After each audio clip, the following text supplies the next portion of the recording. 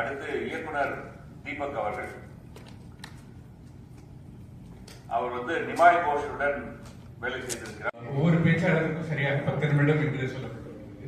அந்த நேரம் கருதி நம்முடைய கருத்துக்களை பேசலாம்னு நினைக்கிறேன். முதலாவது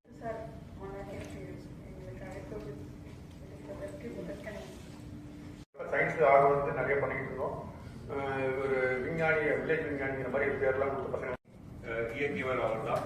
அதனால இயக்குனர் ரவிக்குமார் 2004 பல குறும்படங்கள் எடுக்க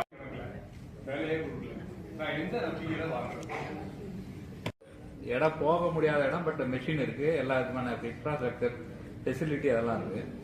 ஸோ அதுக்கு ஜென்ரலாக பார்த்தா யூசர் ரெக்யர்மெண்ட் ஸ்பெசிஃபிகேஷன் ஒன்று போடுவாங்க. அந்த மாதிரியான திட்டங்கள் மூலமா we can do it அப்படின்றது என்னுடைய கருத்து. கூகுள் இருக்கிறது எல்லாமே சரியா அப்படிங்கிறது ஒரு மிகப்பெரிய ஒரு இது. எக்ஸாம்பிள் என்னன்னு பாத்தீங்கன்னா, கொஞ்ச நாளுக்கு முன்னாடி டாக்டர் வளர்மதின்னு சொல்லிட்டு, இந்த தகவல் எல்லாரும் தெரிஞ்சிருக்கும்னு நினைக்கிறேன்.